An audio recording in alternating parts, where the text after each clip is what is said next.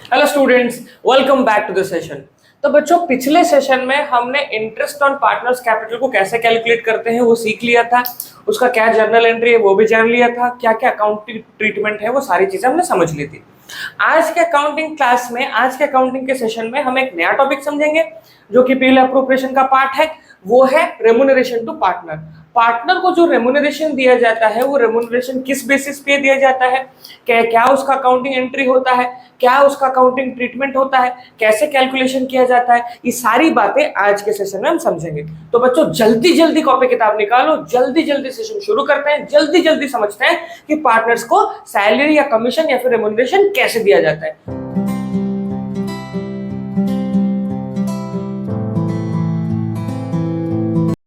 तो बच्चों, पहले तो ये समझना जरूरी है कि रेम्युनरेशन का मतलब क्या होता है। रेम्युनरेशन क्या है सर? रेम्युनरेशन मतलब बच्चों वो पैसा जो पार्टनर को मिलेगा क्योंकि पार्टनर ने काम किया है पूरा साल बिजनेस के लिए या फिर फर्म के लिए। तो फर्म के लिए अगर बिजनेस के लिए काम कर रहा है पार्टनर, तो अगर पार्टनरशिप डीड में लिखा है, पार्टनरशिप डीड में अगर लिखा गया है कि पार्टनर को काम करने का पैसा मिलेगा, क्योंकि पार्टनर को तो प्रॉफिट मिल रहा है ना, डिविजिबल प्रॉफिट का शेयर मिल रहा है, उतना तो मिलना चाहिए। लेकिन अगर पार्टनरशिप डीड में लिखा गया है कि काम करने के लिए प्रॉफिट शेयर के अलावा उसको दो और चीजें मिल सकती है, क्या दो और चीजें हैं? एक है सैलरी, एक है कमीशन, उसको हम रेम्युनरेशन बोलेंगे। शेयर ऑफ प्रॉफिट को छोड़ के काम करने के लिए अगर पार्टनर को कोई और पैसा मिल रहा है तो उसको रेम्युनरेशन बोलेंगे, जो कि सैलरी और कमीशन होता है। आई होप बच्चों आपको ये समझ में आ गया कि रेम्युनरेशन क्या है और किस लिए दिया जाता है। और एक और चीज है, अब रेम्युनरेशन में दो चीजें हैं, एक है सैलरी, एक है कमीशन। सैलरी को समझ जाते हैं पहले। बच्चों, सैलरी क्या है? सैलरी मतलब अब सैलरी मतलब काम करने का पैसा, वो जो काम करता है उसके बेसिस पे एक सैलरी ड्रॉ करता है। अब वो सैलरी कैसे ड्रॉ कर सकता है बच्चों? वो सैलरी पर मंथ ड्रॉ कर सकता है, हर महीने उसने अपना पैसा लिया है, काम करने का सैलरी लिया है, या फिर पर क्वार्टर ले सकता है। पर क्वार्टर मतलब हर 3 महीने में, हर 3 महीने में एक बार वो पैसा लेके जाएगा, या फिर वो ले सकता है पर एनम, मतलब टोटल ईयरली, एक साल का टोटल पैसा। मतलब अभी अगर उसने बोला कि पर मंथ वो 1,000 रुपए लेके जाता है, कितना रुपए लेके जाता है? 1,000 रुपए, तो टोटल सैलरी साल का वो 12 महीने इज इक्वल टू 12,000 लेके जाएगा। ये है अगर पर मंथ क्वेश्चन में दिया गया है। अगर सैलरी पर मंथ क्वेश्चन में आपको दिया गया है तो आपको पर मंथ मतलब एक मंथ की सैलरी को 12 से मल्टीप्लाई करना है और टोटल साल का सैलरी निकालना है। ये निकालने के बाद ही हम चार्ज करेंगे।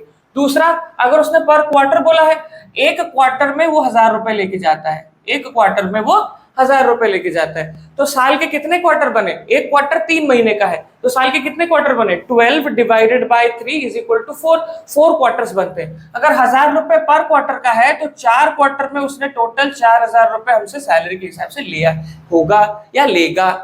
फिर आता है पर ईयर। अब पर ईयर में कुछ करना ही नहीं है, पर ईयर मतलब पर एनम। क्वेश्चन अगर दिया गया है 12,000 रुपए तो आंख बंद करके 12,000। याद रखना बच्चों, पर एनम ऐसे लिखा होगा। अगर क्वेश्चन में पर एनम लिखा है तो आप पर एनम उसको ट्रीट करोगे, नहीं तो मंथली दिया जाएगा या फिर क्वार्टरली दिया जाएगा। इतना आपको समझ में आ गया है मुझे लगता है, आई होप आपको समझ में आ चुका है।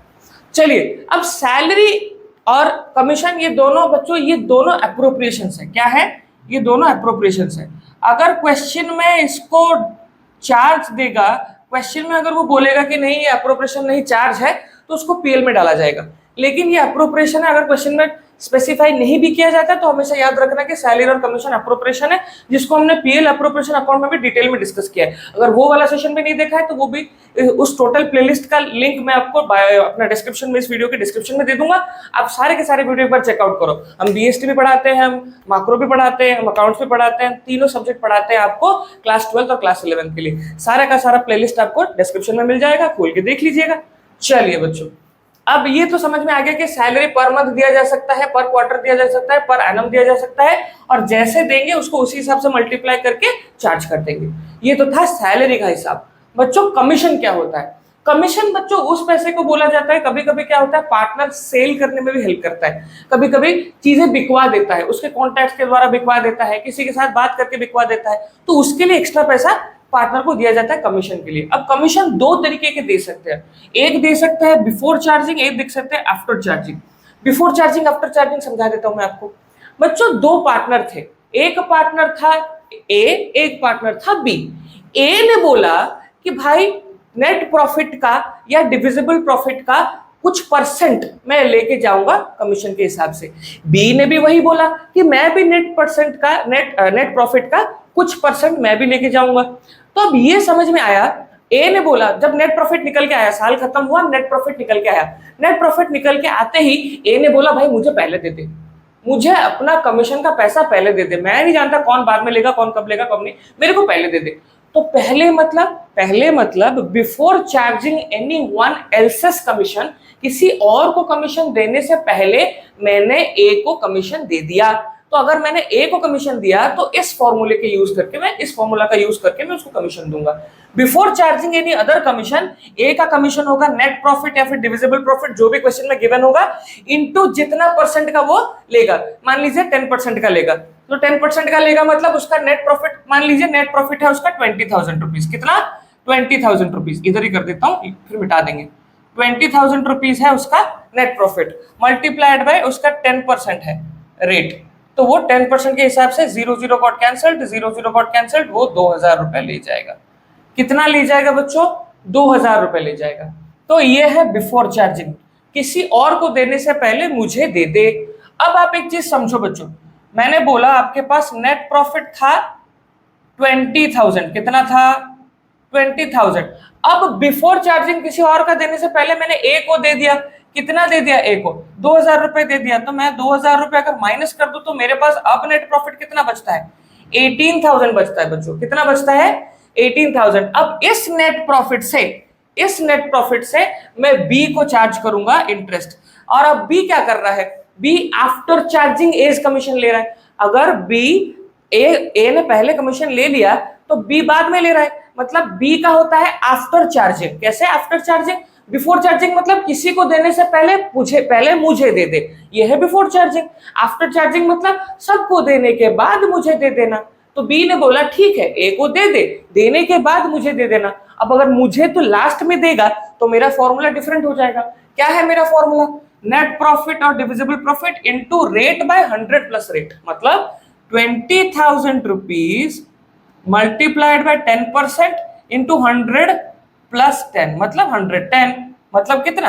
110 मैं डायरेक्ट लिख दे रहा हूं बच्चों। अब इसको अब 20,000 नहीं लिखा जाएगा, सॉरी बच्चों मैंने गलती कर दिया, 20,000 नहीं। क्यों? क्योंकि 20,000 में से 2,000 तो चला गया ना ए के लिए, तो बचा कितना? 18, तो इसको 18,000 लिखा जाएगा। अब इसको 0 कैंसिल करूंगा, जितना भी इसका वैल्यू आएगा वो होगा बी का कमीशन, वो होगा बी का कमीशन। तो ए का कमीशन 2,000 रुपए, बी का कमीशन कैलकुलेट करके आप लोग देख लेना, जितना भी होता है वो ए और बी को दे दिया जाएगा। आई होप बच्चों आपको कमीशन आफ्टर चार्जिंग और बिफोर चार्जिंग समझ में आ गया है। अकाउंटिंग एंट्री देख लेते हैं पहले, उसके बाद एक सवाल करेंगे। ठीक, अकाउंटिंग एंट्री देखो बच्चों। अकाउंटिंग एंट्री में बोला है पहले या आपने सैलरी और आपने कमीशन दोनों का पैसा कैलकुलेट कर लिया। एक बार अगर दोनों का पैसा कैलकुलेट कर लिया है आपने तो जर्नल एंट्री पास करना है। पार्टनर से सैलरी और कमीशन अकाउंट डेबिट, अगर सैलरी है तो पार्टनर से सैलरी, और अगर कमीशन है तो पार्टनर्स कमीशन, उसको डेबिट करो पार्टनर के कैपिटल अकाउंट या फिर करंट अकाउंट में। ये पहला एंट्री है जिसमें मैंने चार्ज किया है, अलाउ किया है, चार्ज किया है। तो partner salary commission debit to partners capital और करंट अकाउंट, पहला एंट्री। दूसरा एंट्री क्या बनेगा? पीएल अप्रोप्रिएशन, अब उस खर्चे को पीएल अप्रोप्रिएशन में ट्रांसफर करेंगे क्योंकि ये अप्रोप्रिएशन का खर्चा है, और अगर अप्रोप्रिएशन का खर्चा है तो पीएल अप्रोप्रिएशन में उसको ट्रांसफर करना पड़ेगा। तो ट्रांसफर करो, PL appropriation account debited to partner salary और कमीशन अकाउंट। इजी और डिफिकल्ट, मैंने आपको सैलरी बता दिया, सैलरी कैसे कैसे क्वेश्चन में आ सकता है वो बता दिया, मैंने कमीशन बता दिया, कमीशन के दो पर्सपेक्टिव बता दिए, बिफोर चार्जिंग क्या होता है, आफ्टर चार्जिंग क्या होता है, एक एग्जांपल भी करके दिखा दिया। अब एक सवाल भी करते हैं, एग्जांपल तो समझ गए, एंट्रीज भी समझ गए, कैलकुलेशन भी समझ गए, everything is I hope clear to you. अब सवाल देखेंगे, सवाल को सॉल्व करेंगे, सवाल को सॉल्व करने के बाद कॉन्सेप्ट को और भी डिटेल में समझ जाएंगे। चलिए बोर्ड को थोड़ा मिटा देते हैं और सवाल के लिए जगह बनाते हैं बच्चों। चलो जगह तो बन गई, अब देखते हैं आंसर। उसने बोला X and Y are partner, चलो ठीक है, X and Y are partner, excess commission is 10% of net profit before charging any commission, Y is to get 10% of commission of net profit after charging all commissions. Net profit is 55,000. Exactly वैसा ही question है जो मैंने अभी कराया है। देखो बच्चों, X and Y दो पार्टनर्स थे। According to question X and Y दो पार्टनर्स थे, दोनों मिलके काम कर रहे थे।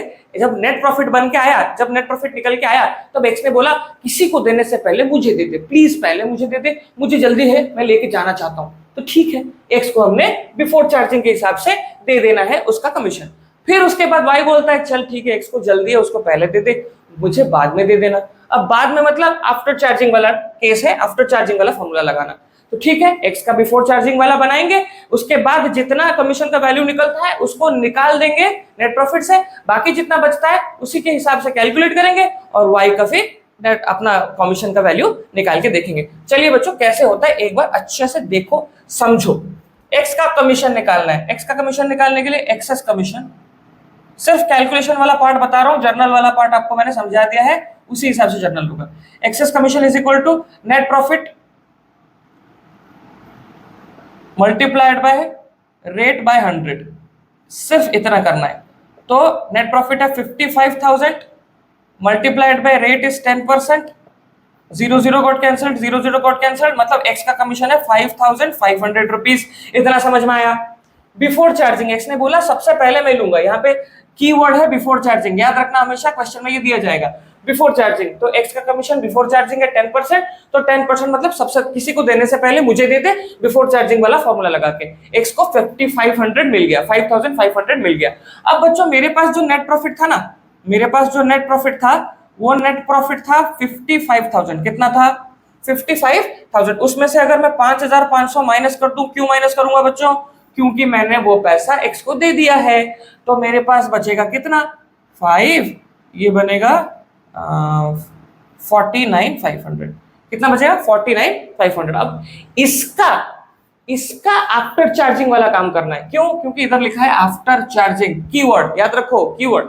तो चलो y का कमीशन निकालते हैं। y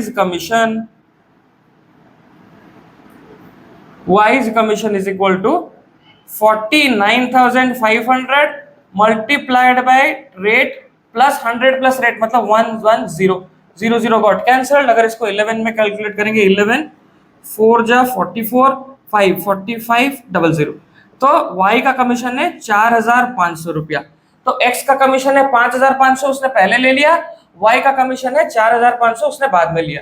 x को मिलेगा 5,500, y को मिलेगा 4,500, टोटल होगा 10,000 रुपए कमीशन। अब इसका जर्नल एंट्री करना है तो जर्नल एंट्री देख लो। पार्टनर सैलरी मतलब एक्सेस सैलरी तो नहीं, sorry commission, X's commission account debit, X का commission account debit to X's capital account या फिर current account, PL appropriation account debit to X's commission account. अब वैसे ही वाई का Y's commission account debit to Y's capital और current account, Y PL appropriation account debit to Y's salary और commission account. I hope बच्चों आपको समझ में आए। अगर इसका स्क्रीनशॉट लेना है तो बच्चों 1 सेकंड में स्क्रीनशॉट ले लो। चलो बच्चों, आई होप आपको समझ में आ गया होगा। आज हमने सेशन में देखा कि रेम्युनरेशन टू पार्टनर क्या होता है, कैसे चार्ज किया जाता है, रेम्युनरेशन में सैलरी को कैसे ट्रीट करना है, रेम्युनरेशन में कमीशन को कैसे ट्रीट करना है, क्या जर्नल एंट्रीज होता है, और उसके साथ साथ एक सवाल देखा कैसे कैलकुलेट करते हैं, कैसे देखते हैं, कैसे ट्रीटमेंट करते हैं। अगर सेशन इन्फॉर्मेटिव लगा है तो बिल्कुल लाइक करिएगा, दोस्तों के साथ शेयर करिएगा, क्योंकि जितना आप शेयर करोगे, जितना आप अच्छे कमेंट्स डालोगे, जितना आप लाइक करोगे सेशन को, उतना यूट्यूब को पता चलेगा कि आपको मेरी पढ़ाई आपको अच्छी लग रही है, आप एंजॉय कर रहे हो, समझ रहे हो पढ़ाई को। और जितना आप समझोगे, जितना आप लाइक करोगे, कमेंट्स करोगे, उतना यूट्यूब दूसरे बच्चों के साथ मेरा वीडियो शेयर करेगा और हमारी कक्षा थोड़ी और बड़ी हो जाएगी। चलिए, और एक और चीज मैं आपको बताना चाहता हूं कि अगर आपको जो मैं पढ़ा रहा हूं उसका नोट्स और पीडीएफ चाहिए, जिसमें कि माइंड मैप्स और flow chat, important questions, everything will be provided, तो आप मुझे इस नंबर पे 7854031375 इस नंबर पे आप मुझे व्हाट्सएप पे मैसेज करिए। जिस चैप्टर का, जिस टॉपिक का आपको नोट्स चाहिए, उस टॉपिक का नोट्स मैं आपको पीडीएफ फॉर्मेट में भेज दिया करूंगा। और अगर आप मुझे इंस्टाग्राम पे फॉलो करना चाहते हो तो स्वयं मिश्रा ऑफिशियल पे इंस्टाग्राम पे मुझे फॉलो कर सकते हो, जहां पे मैं 1 मिनट सेशन में आपको छोटे छोटे सेशंस में, 1 मिनट के छोटे छोटे सेशंस में आपको पूरा टॉपिक समझाने की कोशिश करता हूँ। तो आज का सेशन अगर इन्फॉर्मेटिव लगा है, अच्छा लगा है, पढ़ने में मजा आया है, तो प्लीज सेशन को लाइक करिएगा, कुछ अच्छा बुरा कमेंट में बोल के जाइएगा। अगर अच्छा है तो खुश हो जाऊंगा, और अगर बुरा है तो उसको अगले सेशन से ठीक करने की कोशिश करूंगा। चलिए बच्चों, धूप बहुत है बाहर, खेलने मत जाना, पढ़ाई करो, लेमनेड पियो हमेशा, और अपने आप को रिफ्रेश रखो, पढ़ाई पे ध्यान दो। टेक केयर बच्चों, अगले सेशन में मिलता हूं।